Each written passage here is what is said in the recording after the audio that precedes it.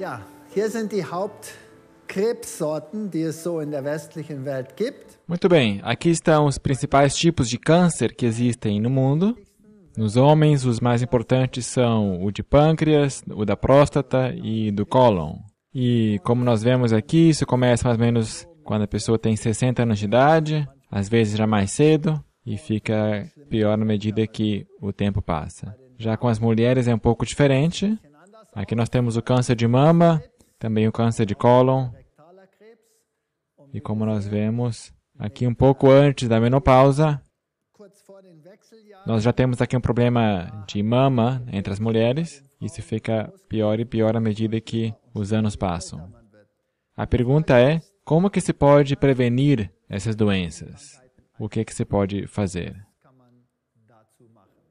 Antigamente se cria que isto é condicionado geneticamente. Por exemplo, nos anos 60, os japoneses não tinham câncer do colo, ou quase nenhum. Enquanto que o mundo ocidental, em contraste, tinha muito. Então se cria que os japoneses são condicionados na sua genética, diferentemente do que no Ocidente. Muito bem.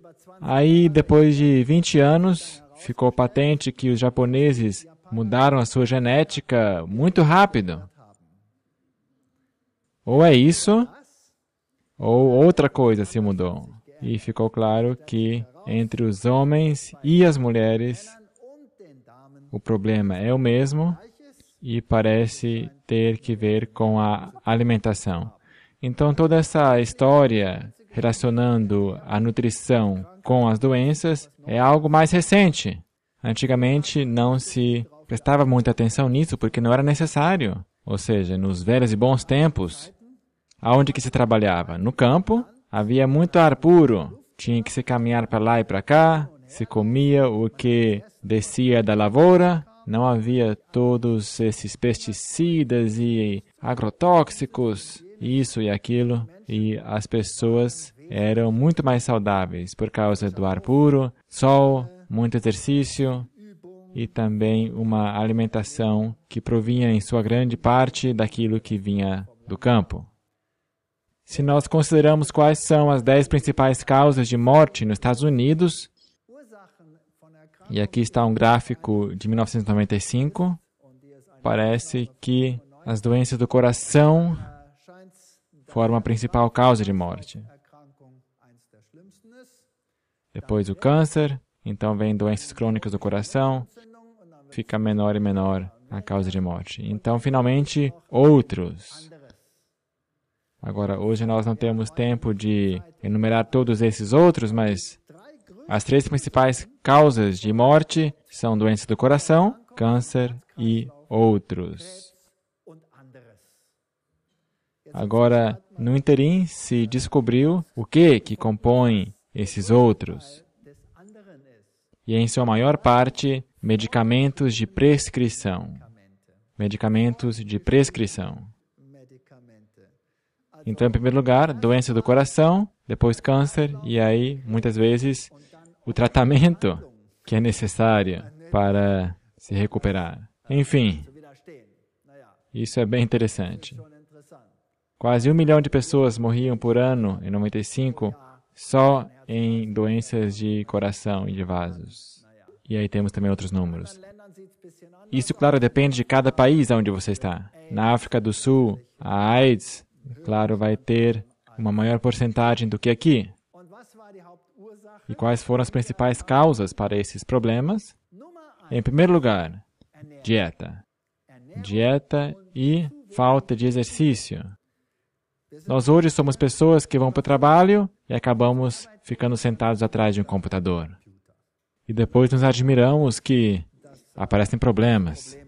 Se nós tomamos um desjejum bem energético, e depois se fica sentado ali, sem fazer nada, exceto ficar sentado, então toda essa energia entra no corpo e alguma coisa tem que acontecer com essa energia. Normalmente, nós iríamos gastar essa energia pelo trabalho e trabalho físico e caminhar para lá e para cá, mas agora se fica sentado em frente ao computador, então o nível de glucose no sangue sobe e ficamos com problemas com a insulina, se pega hipoglicemia com problema, então se tem que tomar alguma coisa para que o nível da glucose volte a crescer, e assim se fica num sistema onde temos altos e baixos, em vez da energia ser utilizada.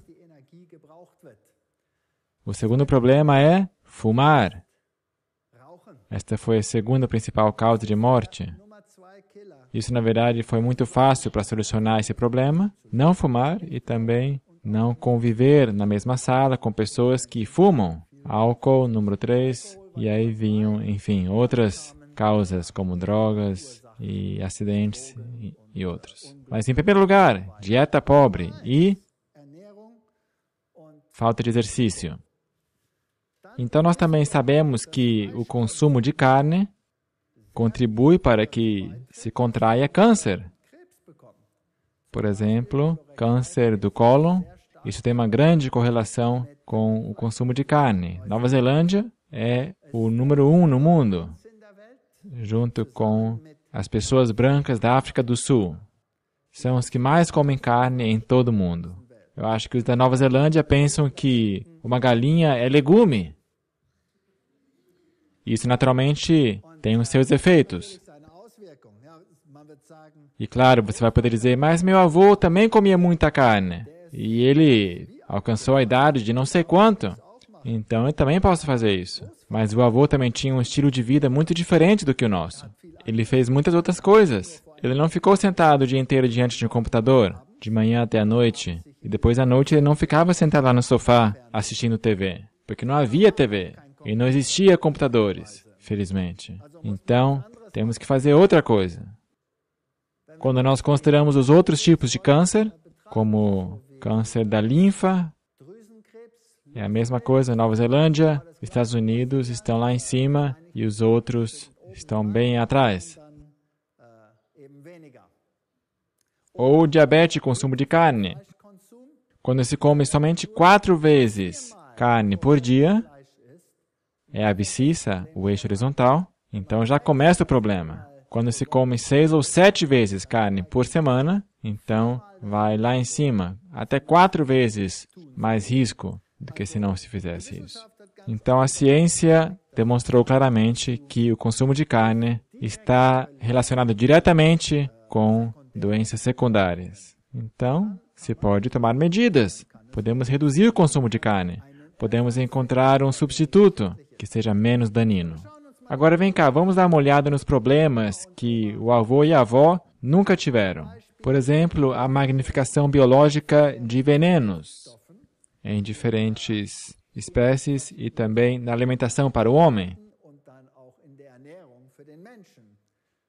Por exemplo, se nós tomamos o veneno DDT ou qualquer um, TDT, tributil estanho, por exemplo, então nós vemos que ao nós subirmos o nível da cadeia alimentar animal, então os venenos se concentram cada vez mais. Então a concentração aqui cresce em proporções como 10.000 vezes, 100.000 vezes, 1 milhão de vezes até na ordem de grandeza dos bilhões. Então isso é um grande problema, que tem que ver com a poluição do meio ambiente.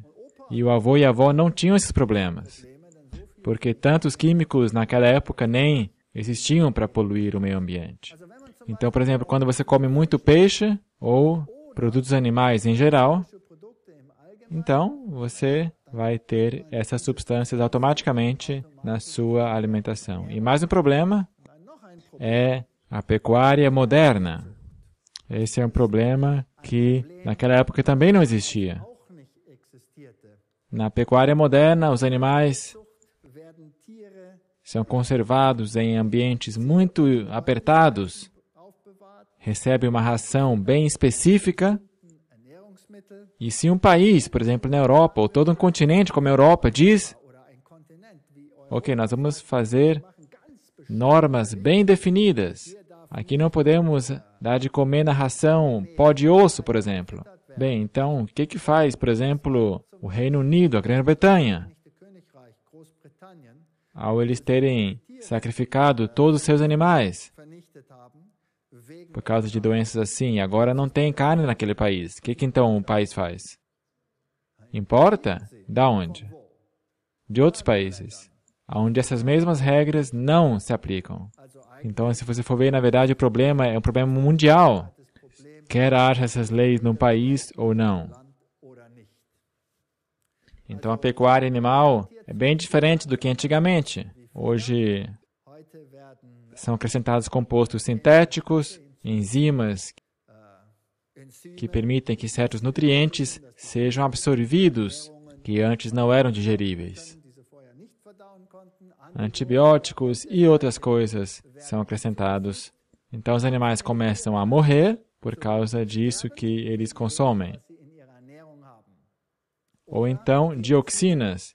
Por exemplo, aqui foram acrescentadas as dioxinas à cadeia alimentar, e essas naturalmente são cancerígenas,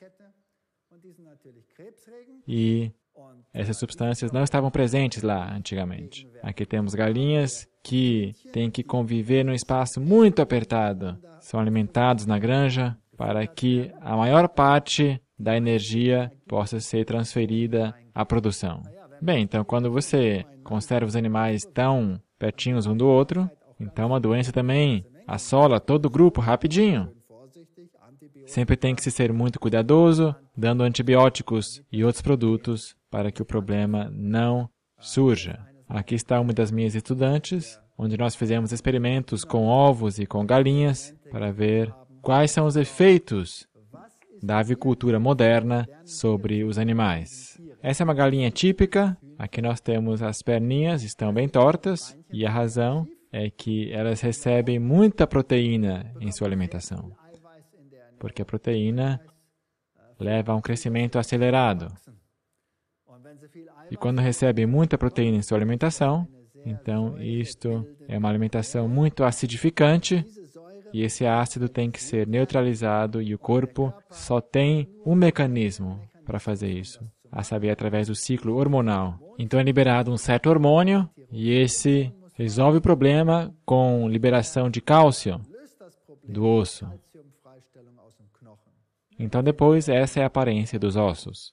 E essa também é uma das razões porque pessoas que consomem muita proteína, que têm alto índice de proteína alimentar, ou que consomem muita carne, ou muitos produtos lácteos, que são ricos em proteína, também têm tendência a contrair osteoporose, porque tem constante perda de cálcio do osso. Aqui nós vamos ver o que mais acontece com esses animais. Uma questão que nós investigamos foi a resistência a antibióticos, e temos alguns problemas que surgem na pecuária e avicultura modernas. Um desses problemas é a resistência a antibióticos, porque se acrescenta constantemente antibióticos, e por isso as bactérias ficam resistentes. E quando nós depois ingerimos essas bactérias, e deveriam ter efeito patogênico, então os medicamentos não têm mais efeito. Esse é um problema. E outro problema são vírus. E contra esses, os antibióticos não têm efeito, já sabemos disso. Então temos esses dois problemas da modernidade. Que alguns vírus estejam presentes nos organismos e que bactérias que sejam resistentes a antibióticos estejam presentes. Agora, antigamente, há alguns anos, só se preocupava com as bactérias que são resistentes. Hoje em dia, o outro problema é pelo menos tão grande ou já maior, a saber, os vírus. Antigamente, não havia problema, porque um vírus num certo animal não conseguia transpor o abismo existente entre uma espécie e outra.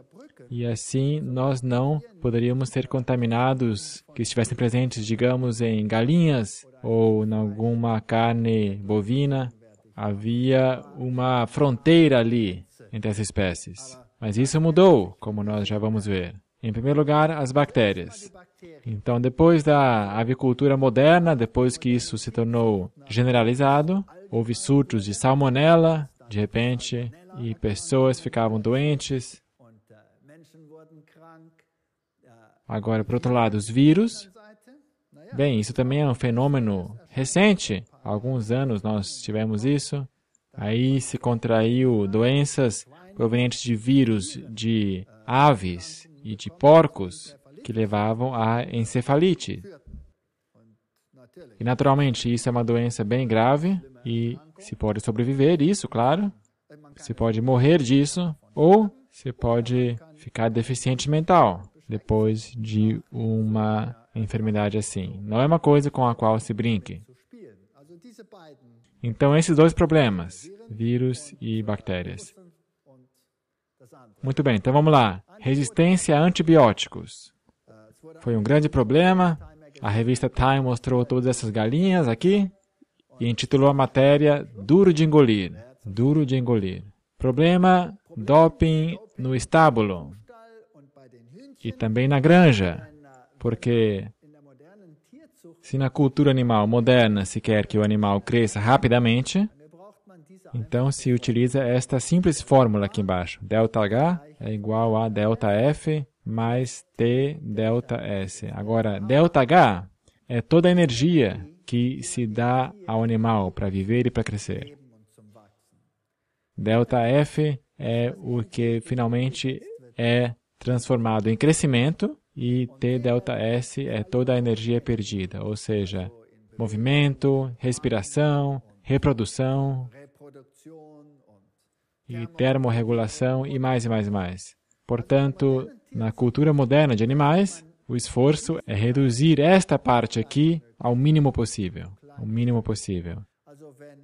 Se é necessário energia ao animal se locomover, então restringe isso para que o animal não se possa mexer mais. Por exemplo, assim, prenda-os.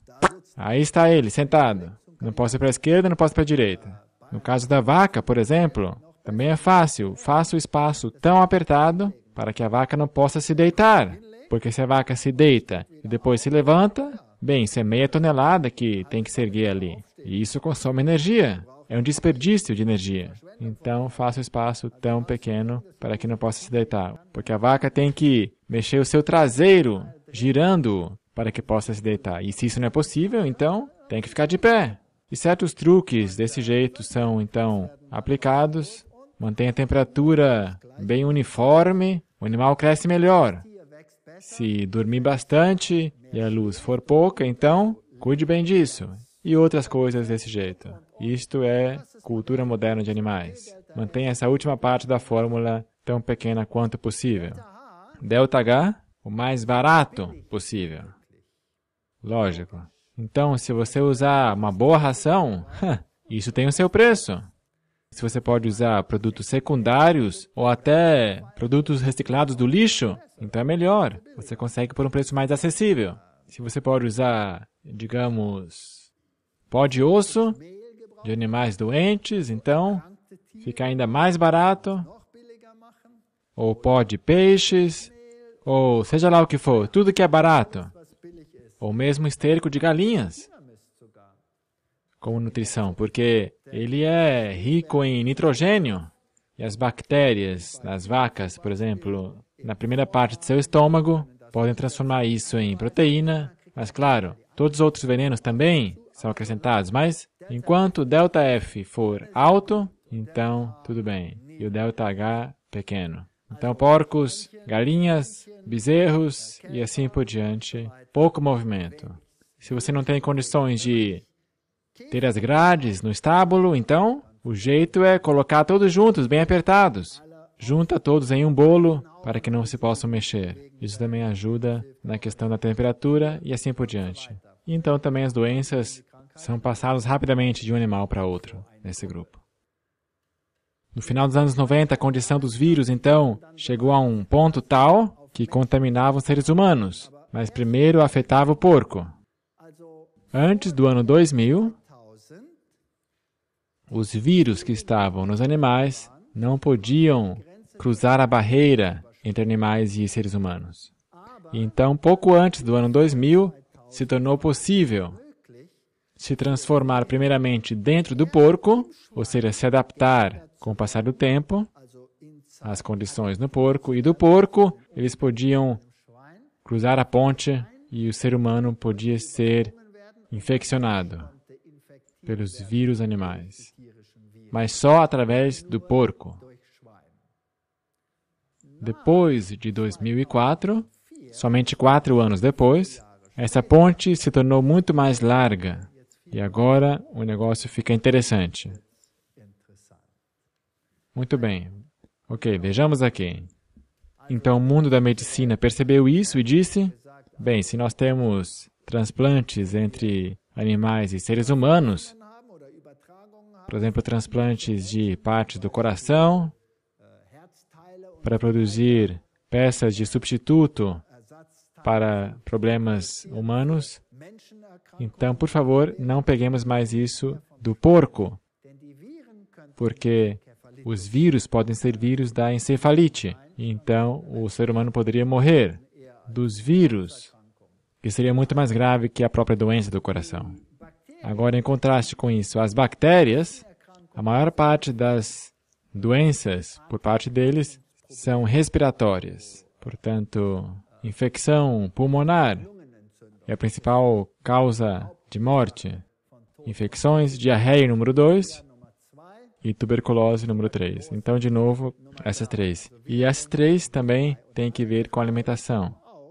Então, já nos anos 80, se percebeu, o problema é antibióticos com as bactérias. Se realizaram testes e se percebeu, sim, quando se compra algum pedaço de bife em algum lugar, em algum supermercado, então já se tem uma grande chance, 86%, que esse antibiótico esteja presente ali.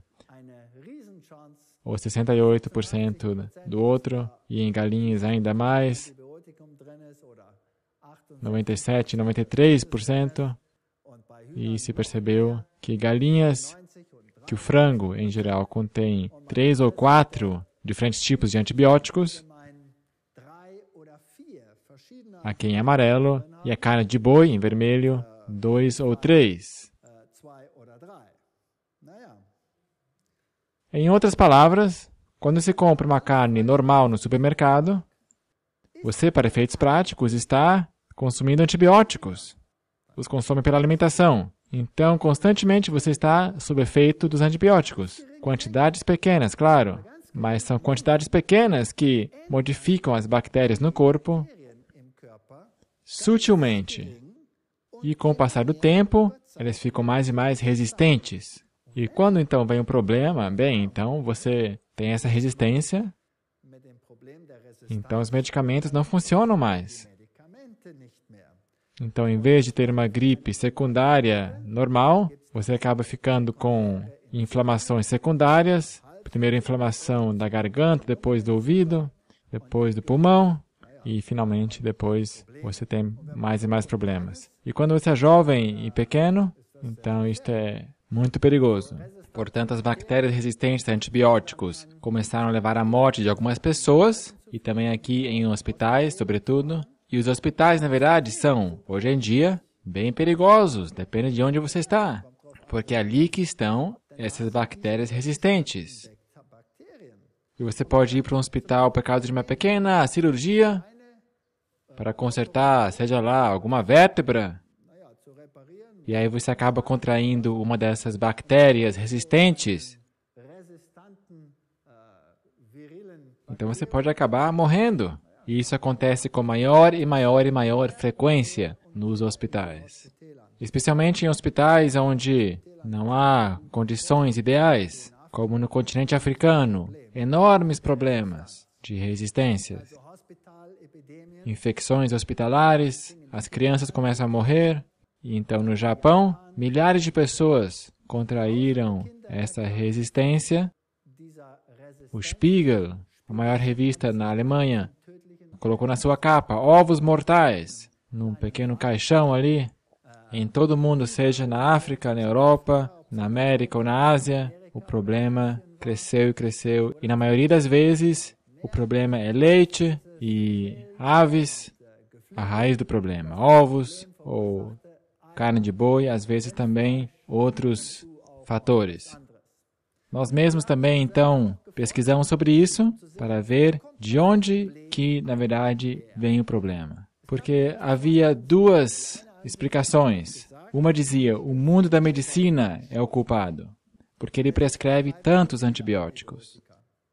E a medicina disse, não, Não é nossa culpa, porque nós só prescrevemos antibióticos quando as pessoas já estão doentes. Por isso o problema tem que vir de outro lugar, a saber, da fazenda.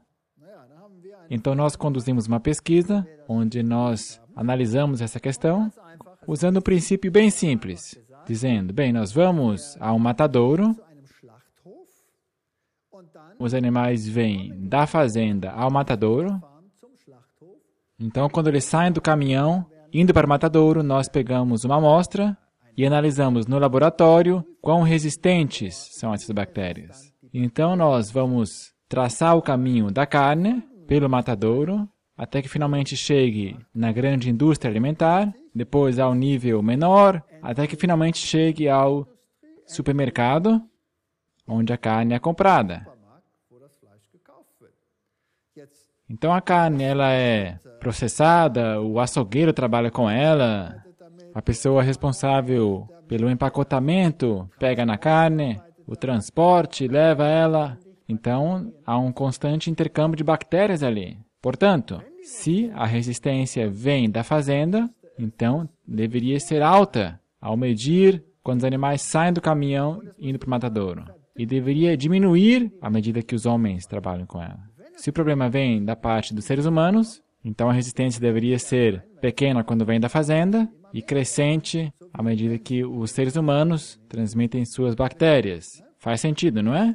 Então nós fizemos isso e, pum, 90,5 quando sai da fazenda, de vermelho, e menos no supermercado, de verde.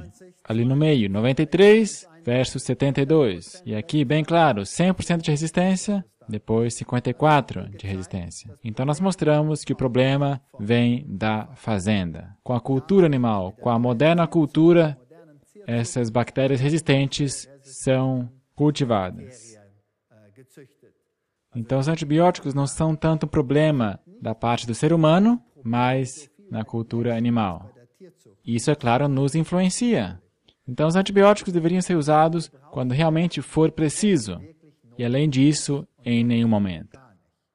Mas por que usam tanto na pecuária, na avicultura? Porque descobriram que quando dão antibióticos, o animal precisa de menos energia para o seu sistema imunológico, suas próprias necessidades, então cresce mais rápido.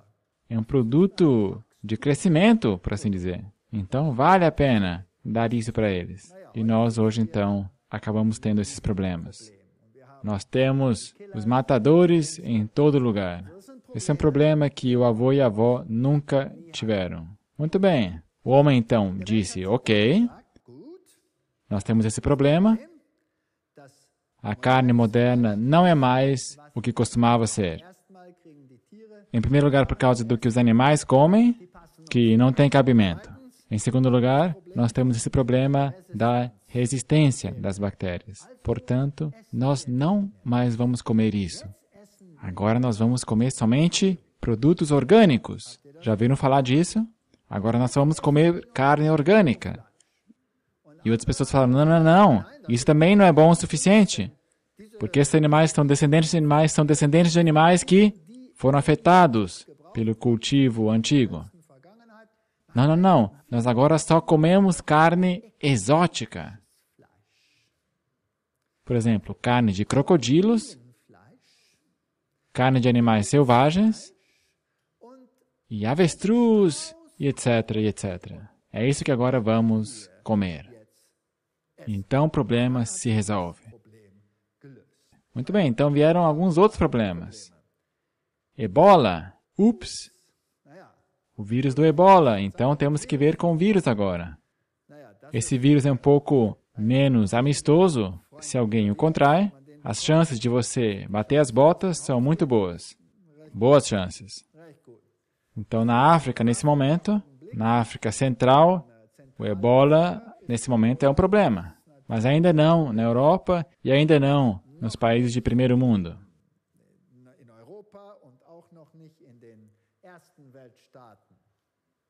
Muito bem. E então, o vírus, a gripe aviária. O vírus nos pássaros, é assim que diz? Gripe aviária. Como é que é o cenário desse? Agora temos vírus e não bactérias. Gripe aviária, revista Time. Agora é um problema. Em todo lugar, de repente, um problema. Esse vírus. Agora, por que isso deveria ser um problema? Os pássaros sempre tiveram já esse vírus. Mas o que esse vírus não podia fazer? Não podia cruzar o abismo interespécies. Então, se nós comíamos um pássaro que tinha o vírus, não acontecia nada. Nenhum problema. O vírus somente poderia se modificar se passasse pelo porco. Então, do porco, o ser humano poderia, talvez, contrair esse vírus. Ou outros vírus também. Mas agora, de repente, ele pode passar diretamente do pássaro para o ser humano. E agora começa o problema. Em outras palavras, modificado geneticamente, de tal forma que isso seja possível. Então, se nós voltamos a 1918, pelo menos 20 milhões de pessoas e talvez 50 milhões de pessoas, não se sabe direito, morreram em 1918 e 19 da pandemia dessa influenza, da gripe que existia naquela época. Digamos, até 50 milhões de pessoas. Naturalmente, a população da humanidade em 1918 era muito menor do que hoje. 2/3 ou mais menor do que hoje. Em 1918, criam que mais ou menos 1 bilhão de pessoas pegaram essa doença. Quer dizer, naquela época, metade da população mundial. E dela morreram mais ou menos 50 milhões de pessoas. E esses vírus eram o que chamamos hoje de vírus de pequena vitalidade. Não eram muito viris, ou seja, muito perigosos. Então, os sintomas desses vírus dos pássaros são parecidos com os sintomas da influenza,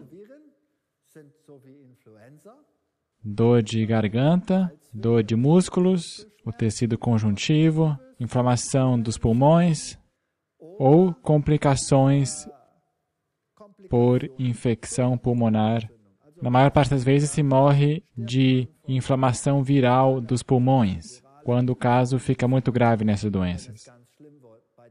Hoje em dia não são vírus com baixo potencial de infecção, mas com alto potencial. Bem diferente do que em 1980. E naquela época morreram até 50 milhões de pessoas. Então nós temos esses vírus com as siglas H. H simboliza high, em inglês alto. Vírus com alta intensidade. E os vírus que hoje em dia estão presentes no mundo são o H5N1, H7N7, H9N2 e o H7. E em que lugares que eles estavam? Agora é bem interessante. Canadá, primeiro mundo ou terceiro mundo? Primeiro mundo. Ou aqui, na Holanda, em 2003, houve 89 casos e só uma pessoa morreu.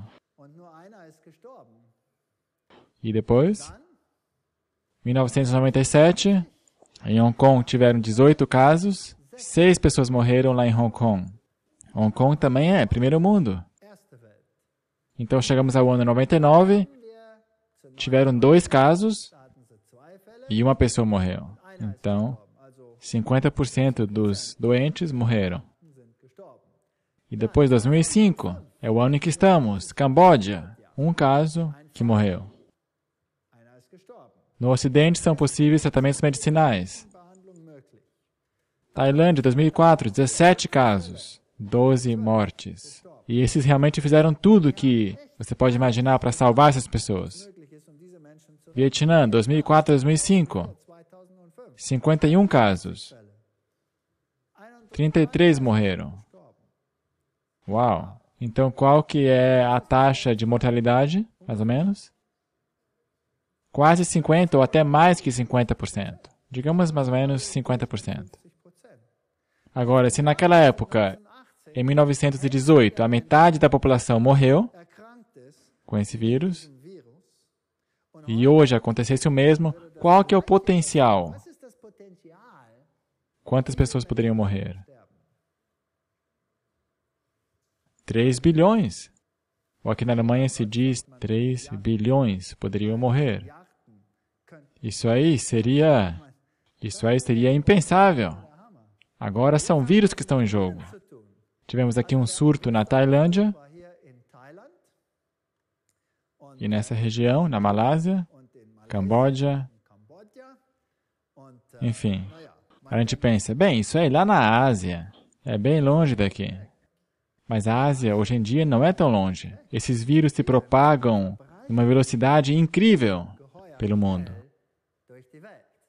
Então, Outbreak Notice, uma advertência, foi publicada em 24 de março de 2005.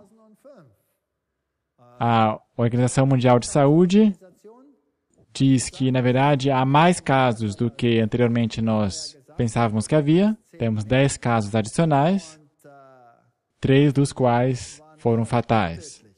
Portanto, o problema, na verdade, é um pouco maior do que nós imaginávamos. Gripe aviária. Time Special Report. Será que o problema pode ter um alcance mundial? Então, quando que eles aconteceram no passado? Como eu disse, em 97, Hong Kong 97, e parece sempre ter sido esse. H5N1. Um vírus muito maligno.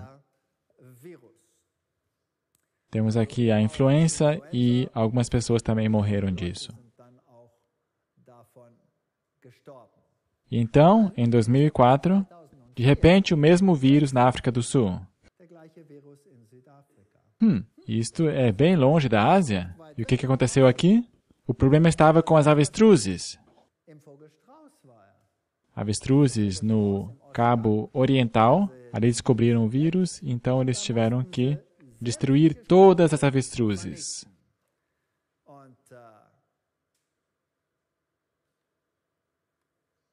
E aqui está a gripe aviária, medidas de emergência. No Cabo Oriental. Falando sobre pessoas que morreram na Ásia, então se perguntam se se trata do mesmo vírus. No começo falaram que não é o mesmo vírus. Porque na África não temos esse vírus. Nós aqui só temos os vírus bem normais, comportadinhos. Aqui o problema não vai ficar mais grave. Então veio a BBC e disse, desculpa, mas desse vírus nós encontramos 2.000 anticorpos, mas foram encontrados 2.000 pássaros mortos, e agora a Europa disse, muito bem, nós não queremos mais carne de vocês. Então, a Europa, nesse momento, não importa carne de avestruz da África, e analisaram o vírus, e a que conclusão chegaram? É o vírus H5N2. Então, muito parecido com aquele vírus que causou problema na Ásia. Então, setembro de 2004, as análises, aqui estão os diferentes vírus que foram encontrados. No Zimbábue se encontrou esse vírus pela primeira vez em 1995 e agora também na África do Sul. As fazendas, o que acontece com os pássaros? Eles ficam com urina esverdeada, conjuntivite. Então está claro que esse subtipo também está agora na África. Nós o temos no Canadá, ele está na Holanda, na Ásia, é o mesmo vírus. Na Ásia e agora na África. Então, qual que é o alcance dele? Mundial. Muito bem. O que diz o mundo hoje com respeito a esses problemas? Em 26 de novembro de 2004, a Organização Mundial de Saúde diz que nós esperamos uma pandemia. Nós esperamos uma pandemia. E eles também esperam, o que diz aí? Que isso aconteça em cada país do mundo. Cada país do mundo. com milhões de mortos. Eles esperam. E eles pensam que até 1/4 da população mundial, e se for o mesmo caso, como em 1918, até a metade da população mundial vai desaparecer. Diz a Organização Mundial de Saúde que a próxima pandemia de gripe, a raiz dela vai vir da onde? Vai vir da onde? Das aves. Então, o que é o melhor que se pode fazer? Deixe o frango de fora. Deixa ele quieto. Naquela época se podia dizer, são só bactérias. O que se pode fazer quando existem bactérias de salmonela no frango? É só cozinhar ele. Então o problema está resolvido. Mas vírus podem ser transferidos de outras formas. Pelo contato. Ao comprar, então, depois é só abrir o pacote, pegar na mão, colocando na panela e pronto. O problema já está aí. Não é tão fácil lavar esses vírus na mão debaixo da torneira, como é o caso com bactérias, talvez. Portanto, são problemas totalmente diferentes hoje em dia. Mas vai ficar pior. Dr. Klaus Storr, que é o coordenador do programa de influenza da Organização Mundial de Saúde, ele diz que pelo menos 1/4 da população mundial vai contrair esse problema e ele identifica o vírus que ele acredita que é a raiz do problema. Ele diz que o H5N1 asiático, esse grupo de vírus, é certamente o que vai causar a próxima pandemia. Portanto, esses vírus estão na Ásia, estão na América do Norte, na Europa, estavam na Holanda e agora estão na África, em todo lugar. Aqui vem os jornais, Daily Express, 2 de março de 2005. Nós queremos fabricar vacinas contra esses vírus. Mas como nós já vimos, na Ásia era o H5N1. Na África, provavelmente transferido diretamente da Ásia, agora já é o H5N2. Em outras palavras, geneticamente um pouco diferente. Então, uma vacina que é produzida aqui, provavelmente não pode combater o outro vírus. Então, eles creem que esse problema não pode ser resolvido e também os países não vão poder ajuntar suficiente vacina. Impossível criar uma vacina contra uma infecção. É, por assim dizer, impossível solucionar esse problema com vacinas. Aqui o Daily Telegraph, da Inglaterra, diz que a Inglaterra tenta produzir 14 milhões de doses dessa droga antiviral, Tamiflu. Mas provavelmente não vai ajudar muito. Na Times estava escrito, em 17 de fevereiro de 2005, a Organização Mundial de Saúde advertiu os governos em todo o mundo para que considerem fazer um estoque de vacinas contra a gripe aviária em preparação para a pandemia. Nós temos um problema, então, portanto, de vírus e de bactérias hoje em dia. Nós já vamos ver como o problema desse vírus vai continuar se agravando no mundo. Vamos ver outras possibilidades para permanecer no tema do consumo da carne. Como se poderia utilizar outra coisa. Portanto, nós já vimos que o frango é suficientemente problemático, não é verdade? A carne de boi, já vimos, causa diversos tipos de cânceres, talvez resistência a antibióticos. Porco, aí temos um grande problema, porque os vírus usam o trampolim do porco para poder se transferir ao ser humano. Então, por favor, elimine a carne de porco em primeiro lugar. A carne de frango, desde essas novas revelações, também a elimine. Felizmente, permanece o peixe. Não é verdade? Muito bem. Vamos ver o peixe hoje em dia. Ômega 3, gorduras. Essa é a razão porque nós precisamos do peixe, porque ele é absolutamente necessário em nossa dieta. Já ouviram essa? Sim. Nós todos vamos nos deformar se não comermos peixe. Já ouviram, né? Então, todos os animais que também não comem peixe também teriam que cair em pedaços. Na verdade, tem o mesmo metabolismo. Um bode, um veado, tem o mesmo metabolismo que nós, mas não come peixe, portanto, ele, cientificamente, não poderia existir. Sem falar de elefantes e outros animais. Não poderiam existir. Mas o ser humano, esse tem que comer peixe, senão ele não tem ômega 3. Será que é verdade ou não? Vamos ver peixes em geral. Colesterol no peixe. Nós temos aqui a bisteca ou chuleta, arenque, salmão, sardinha e fígado de bacalhau. Nós vemos que peixe não tem menos colesterol. Não tem menos. Até chega a ter mais em algumas espécies. O que dizer sobre a necessidade de nós termos ômega 3? Certamente. Tem muita relação com a composição do sangue, pressão sanguínea. Também ajuda a diminuir os triglicerídeos, a diminuí-los. Pode-se diminuir os efeitos de um ataque cardíaco, se acontecer. E também ajudam para que os vasos sanguíneos não se bloqueiem tanto. E ajuda na recuperação, depois de uma cirurgia de ponte de safena. Portanto, o que pode ser melhorado? Artrite reumatoide,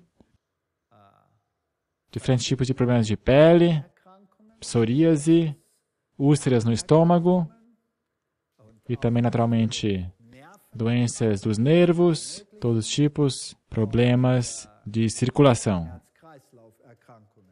Muito bem, é verdade que nós temos que obter esses ômega 3 dos peixes? A resposta é não, não é verdade. Nas plantas nós temos o ácido linolênico. Esse ácido ocorre nas plantas. Já os peixes têm ácido eicosapentaenoico. E nós temos as enzimas, aí estão elas, que transformam o ácido alfa-linolênico em ácido eicosapentaenoico. É um caso interessante. Agora, se nós deveríamos exercer fé, então se poderia concluir que Deus não foi lógico, porque não colocou ácido eicosapentaenoico nas plantas, mas só ácido linoleico e ácido alfa-linolênico. E por que não eicosapentaenoico, se nós precisamos? Sim, mas nós podemos produzi-lo se nós consumimos as plantas, que contêm ácido linoleico. Enquanto que, se eu consumo ácido eicosapentaenoico diretamente, então eu já o tenho. Eu não tenho que produzi-lo, mas se eu consumo demais dele, então eu tenho um problema, porque o ácido eicosapentaenoico tem que ver com a viscosidade do sangue. Quão viscoso ele é. E se eu tenho demais desse ácido, o sangue fica muito fino, com uma viscosidade muito baixa. E então eu acabo tendo uma chance muito mais alta de ter um derrame cerebral, por exemplo, sangramentos cerebrais, ou hemorragias em geral. Então, pessoas que têm consumo muito alto de peixe, por exemplo, os esquimós, a maioria das pessoas morrem de derrame cerebral. A maioria. Eu acabo de vir do Alasca e eu conversei com os médicos lá. E eles confirmaram isso, que esse é o maior problema com os esquimós. Então você não vai querer ter muito desse ácido eicosapentaenoico. Melhor ácido linoleico. Então você pode produzir tanto quanto você quiser e for preciso. Então o que é melhor, da planta ou do peixe? Da planta? Da planta. Os elefantes não têm derrame cerebral. Então, as plantas que têm ácido alfa-linolênico, quais são? Temos aqui em legumes, em frutas. Quanto mais gorduroso, mais tem. Por exemplo, abacate. Isso não são grandes diferenças. Mas você pode dizer, o peixe tem muito mais. Mas, bem, vamos a outra categoria de alimentos. Vamos aqui às nozes, ou feijão e soja, ou óleo de soja. Nós temos também brotos de grãos, germe de trigo, noz de nogueira, noz walnut, óleo canola, outro tipo de noz, e linhaça. Uau! 7.526 miligramas. Esse é o campeão. Esse é o maior índice. Então, tem um benefício de quebra. Se nós olhamos para a soja e linhaça, esses dois juntos, então temos alguns outros benefícios. Temos fitoquímicos, como um fitoestrogênio que se chama genisteína. E a linhaça tem maior índice de genisteína junto com o feijão soja. Então, se nós quisermos ter uma boa circulação e um bom sangue, então precisamos tomar leite soja e linhaça. Portanto, um desjejum, digamos, de granola, ou Bircher Müsli ou outra coisa, é só colocar leite soja com uma colher de chá de linhaça triturada ou farinha de linhaça e prontinho. E mulheres, vocês também não vão ter problemas na menopausa se fizerem isso. 2 copos de leite soja, uma colherzinha de chá de linhaça, e se tiver bastante problema, coloque mais, então o problema também está solucionado. Então aí estão algumas dicas. Então temos outros problemas com o peixe, a saber, pesticidas hoje em dia estão bastante concentrados, com DDT e DTD. E então câncer aumenta cada vez mais sua frequência nos peixes. E peixe agora tem muito mais câncer do que antigamente. E PCBs em geral estão contidos no peixe. E isso pode afetar nossa fertilidade. E também mães grávidas podem ter problemas com isso. Portanto, peixe hoje em dia já não é mais o que era. Então, crianças de 11 anos de idade ou mais, quando são expostos a PCBs, podem demonstrar problemas intelectuais. E até aqui em cima, na região onde era de se esperar que não houvesse muita poluição do meio ambiente. Ali, os peixes têm a mesma contaminação como em outros lugares. E os esquimós têm altos índices de pesticidas no seu sangue, PCBs e também os outros problemas que têm que ver com os peixes. Portanto, peixes também são um problema. Aqui temos um tumor num peixe, não é muito agradável esta imagem. E também o peixe, no que tem que ver com o seu sistema imunológico, tem efeitos negativos sobre o teu corpo. As bactérias e os parasitas aumentam mais e mais. Então nós acabamos ingerindo mais coisas do que acreditamos estar ingerindo. Aqui a Charge diz, desculpa, eu sempre estou preocupado quando os peixes já saem assados da água. Diz aqui um para o outro. Muito bem, nós vimos aqui que o peixe já não é mais o que era. Também é um problema, então temos um mito das gorduras ômega, que supostamente só podemos obter dos peixes. Também não é verdade. E o que dizer do prion, que nós tivemos aqui na Europa, especialmente aqui antes da virada do milênio, de 1992 até o ano 2000, mas o problema não está resolvido. Nós sabemos hoje em dia que o problema vem do pó de osso, da ração que usam para os animais. Então, por isso que a Europa disse, suma com ele. Na verdade, na Europa já não é mais permitido usar pó de osso para ração. Quando que foi o último surto da gripe bovina aqui na Alemanha?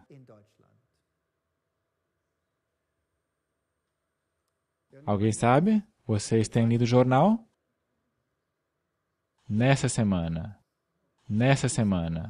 Está sendo analisado agora, porque agora temos casos de BSE, a gripe bovina, na Alemanha, de animais que nunca comeram pó de osso. É interessante. Portanto, o problema não está erradicado, apesar de se crer popularmente assim. Então, o que é o agente infeccioso do prion? Ele é composto por proteínas, é uma pequena proteína que está presente no cérebro e também nos nervos, e tem uma estrutura de hélice, como se fosse uma mola na sua caneta, uma hélice dupla. Mas quando o problema aparece, então essa estrutura de hélice desaparece, e a aparência é essa. Então as vacas começaram a contrair essa doença da gripe bovina. O prion está aqui entre os nervos, mas quando a condição é anormal, achatada, então ele fica em cima do nervo. Isso afeta o nervo, faz com que não receba mais oxigênio, e então a célula nervosa morre. Então temos um buraco onde ele estava. E sabemos que os neurônios não são substituídos.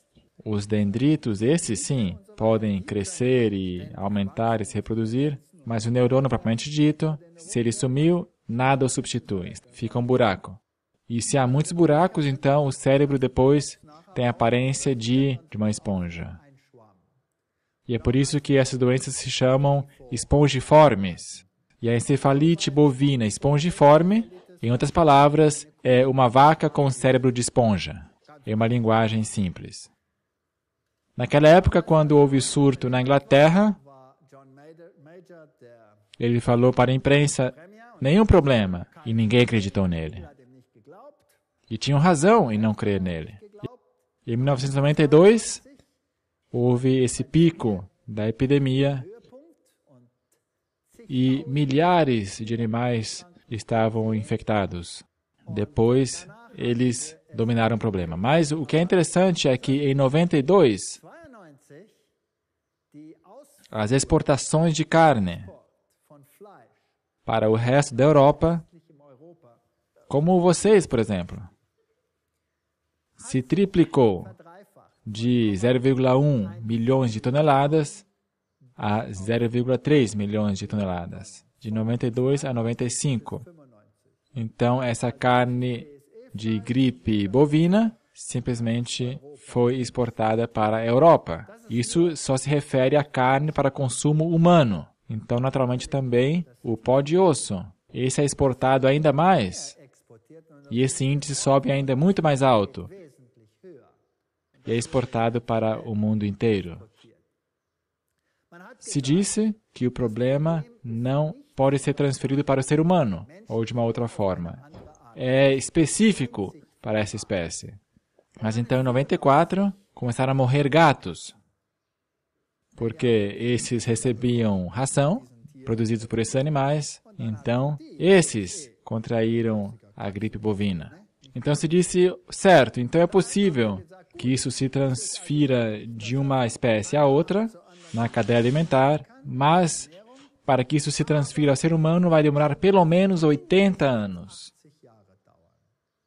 Muito bem, então começaram a morrer jovens, então começaram a morrer crianças. Então, essa teoria de 80 anos também foi para o brejo. Então, as pessoas ficaram assustadas e falaram, bem, todos os animais têm que ser queimados. Então, se queimou os animais no campo, e no outro ano a relva cresceu, lá veio a vaca, comeu essa relva e contraiu de novo a gripe bovina. Ups! Então, o fogo normal não é quente o suficiente para destruir esse prion tão compacto. Também... E é claro, cozinhar essa carne não vai destruir, nem queimando a fogo. Portanto, acrescente oxigênio. E tiveram que queimar o gado nesse forno especial. E dessa forma o problema, segundo eles, foi resolvido. criancinhas de peito, então, também contraíram essa gripe. Aqui está um recém-nascido. Então, as pessoas disseram, bem, os prions se alojam no cérebro. E no sistema central nervoso, então, carne tem poucos prions, menos de 10 por grama, enquanto que o cérebro tem muito, até 1 bilhão por grama, e intestino e medula óssea tem até 1 milhão por grama. Então fica óbvio o que se deve comer. Somente a carne. Então o mundo disse, ok, concluímos que nós não podemos mais comer T-bone steak. Sabem o que é isso? O T-bone também é conhecido como bisteca ou chuleta. É um osso em forma de T, onde de um lado fica o filé e do outro lado o filé mignon. Então esse é o osso em forma de T. E se o corte atravessa o osso, então existe a possibilidade de espalhar 1 milhão de prions. Portanto, disseram, a carne só pode ser consumida separadamente. Mas, claro, os animais tiveram que ser serrados ao meio, porque não se enviava todo um boi. Tinha que se cortar pela metade. E aí também complicava. E o próximo problema também é que as pessoas ainda comiam salsicha. Então, moíam a carne, mas onde é que enfiavam essa carne? Em uma membrana de intestino. Então, também se forma um problema. Então, isso, na verdade, não solucionou o problema. E assim, a gripe bovina se espalhou por todo o mundo, e hoje em dia está bem comum nos Estados Unidos. Eu acabo de voltar do Alasca, e também tiveram um surto de gripe bovina no Canadá. Isso faz 4 semanas agora. Surto no Canadá, nessa semana, gripe bovina na Alemanha, sem que os animais tivessem sido alimentados por ração com pó de osso. Então, a vaca louca se disseminará ainda mais? Sim, se disseminou, mas agora está menos do que antes. Agora vamos dar uma olhada em alguns outros vírus interessantes e outras doenças. Além da BSE, da vaca louca, nós também tivemos tuberculose. Isso, claro, é uma bactéria, mas elas também se tornam resistentes e a tuberculose hoje em dia é quase um problema tão grave como antigamente. E naturalmente nós encontramos isso no leite. Os animais têm tuberculose. Quando nós comemos animais assim, então a possibilidade de se espalhar a tuberculose é muito alta. Na África, nunca se solucionou esse problema. Na Europa, estava sob controle, mas em breve vai sair do controle humano. Então, temos a querida febre aftosa. Aqui o negócio fica interessante. Com essa doença, bois, ovelhas, bodes, porcos, tanto domésticos como selvagens, e outros animais podem se enfermar. Segundo informações da Organização das Nações Unidas, essa doença pode ser transmitida por 4 formas diferentes. Pelo transporte de animais, vírus que saem das vias respiratórias dos animais, no ar, etc. Agora, antigamente, esse vírus não afetava o ser humano. Era um vírus bem específico da espécie em que ele estava presente. Muitos animais podiam ser vetores, mas não eram eles mesmos influenciados, porque não faziam parte dessa espécie. Portanto, somente os bovinos é que tinham esse problema. Naturalmente, os vírus podem contornar esse problema com o porco. Portanto, o próximo animal que contraiu essa doença foi o porco. Portanto, bois e porcos tiveram esse problema. Mas o ser humano, não. Agora, na Inglaterra, naturalmente tiveram o grande surto.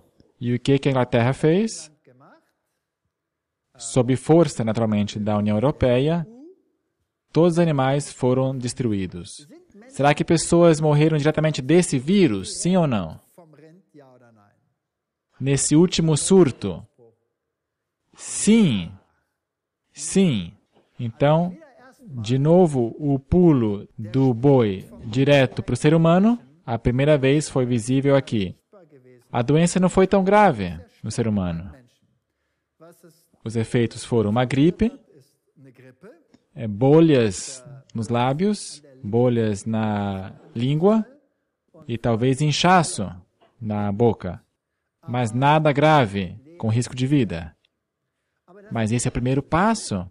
O que se o vírus se mudasse do tipo A para o tipo H? Então temos a mesma coisa que com os pássaros. Muito bem. Então a Inglaterra disse, nós vamos destruir tudo. E mataram tudo. Tudo que tinha febre aftosa foi destruído. Matadouro, aqui está, tudo isso aí sendo queimado. Muito bem. Agora a Inglaterra ficou sem carne. Como é que eles contornaram o problema? As pessoas ficaram todos vegetarianos, certo? Não. Eles continuaram comendo o mesmo tanto de carne. Então, de onde que veio a carne agora? Importaram. Da onde? Da América, e da África, e da Austrália, e todos esses países. Muito bem. Esses países também tiveram febre aftosa. Como é que eles contornaram o problema? Eles disseram, os ingleses ficaram bobos. São idiotas. Todo esse dinheiro aqui, simplesmente queimado. Isso não faz sentido. Os outros países fizeram fazendas de quarentena. Milhares de animais em quarentena. Ali, separados. Então, vacinaram os animais. Todos os animais nos outros países foram vacinados. Então, não existia mais febre aftosa. Problema resolvido. Os ingleses não usaram a cabeça. Certo ou errado? Muito bem, pergunto. A vacina, será que ela mata o vírus? Sim ou não? Não. Ela traz imunidade contra o vírus. Isso quer dizer que todos os animais que são vacinados são potencialmente o quê? Vetores.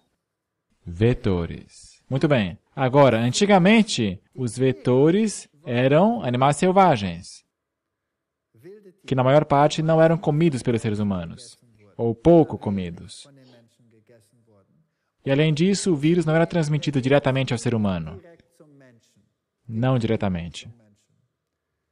Agora, o vírus já vai direto para o ser humano. Mas cada animal agora é um vetor. Agora se importa de todo mundo. E esse intercâmbio acontece, e assim por diante. E agora nós temos um enorme problema de vírus. Portanto, não somente a gripe aviária, mas também, nesse caso, novos vírus são cultivados que realmente são problemáticos. Qual que é a melhor forma de evitar o problema?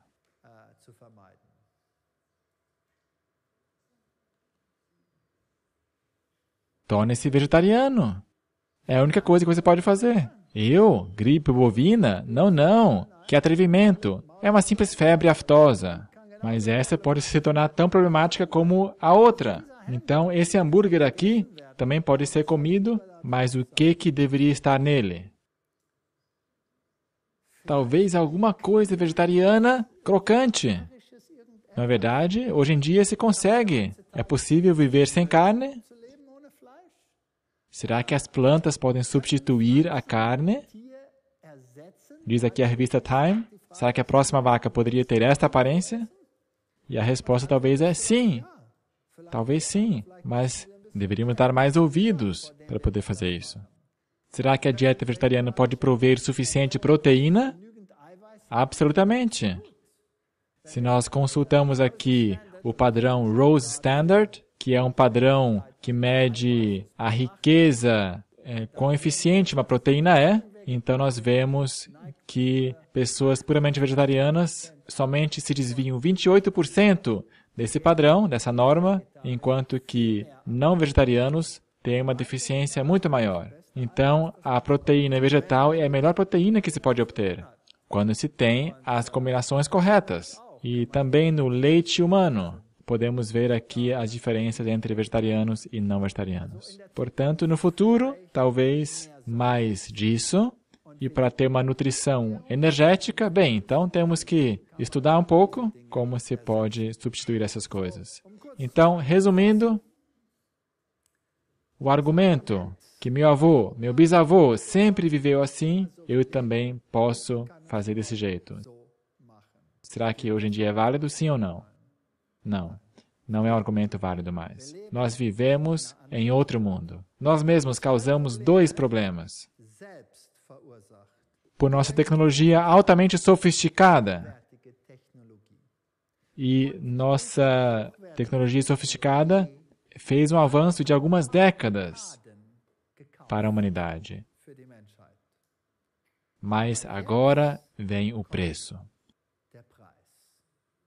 A saber, nós cultivamos aquilo com o qual não podemos mais lidar. Eu creio que, em breve, virão as epidemias. Eu já falei isso há anos. E todos falaram, bobagem. A OMS, Nações Unidas, diz isso em grandes manchetes e adverte o mundo inteiro. Eu vou me assentar e espero. Mas eu penso que é importante que a humanidade seja advertida. E é por isso que eu faço isso. O que podemos esperar? E afinal de contas, se a gente quer fazer isso ou não, se a gente quer aprender ou não, isso está com vocês. Vocês têm a livre escolha. A escolha está com vocês. Aqui estão informações para que vocês possam decidir mais facilmente. Então, divirtam-se fazendo essa escolha e não tem que ser tão difícil assim. É possível se alimentar bem e continuem vindo aqui às palestras. Vocês vão ficar um pouco mais nervosos e talvez também um pouco mais felizes no final dessa série. Muito obrigado pela atenção.